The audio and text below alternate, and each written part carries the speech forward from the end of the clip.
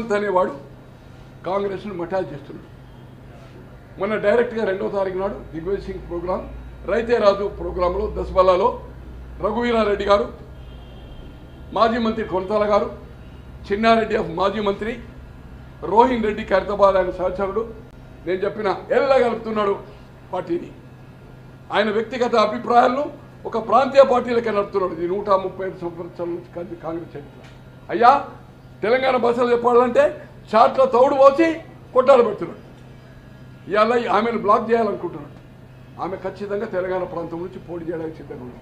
మీ అందరికీ తెలుసు, ఢిల్లీలో వచ్చి సోనియా గాంధీ రాహుల్ గాంధీ కలిసిపోయింది. ఎందుకు డిక్లరేషన్ ఆపుతుంది? ఆమెమో తెలంగాణ నుంచి నేను పోటీ చేస్తాను.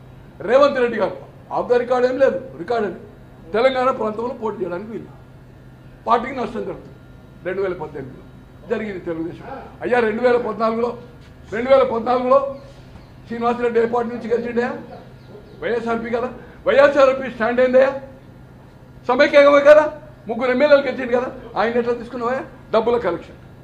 రైట్. తుమ్మల నాగేశ్వరరావు స్టాండ్ అయిందయ్యా. ఇప్పుడు తుమ్మల నాగేశ్వరరావు తీసుకొస్తున్నావు. ఎందుకు తీసుకొస్తున్నావు? ఇక్కడ ఏది పాలేరుని ఆమె బ్లాక్ చేయడానికి, ఆమె పాలేరు డిక్లేర్. రైట్. నువ్వు సిపిఎం సమైక్యమైన పార్టీ ఎందుకు పొత్తు పెట్టుకుంటున్నావు? వాళ్ళతో ఎందుకు చర్చలు జరిపింది హైకమాండ్?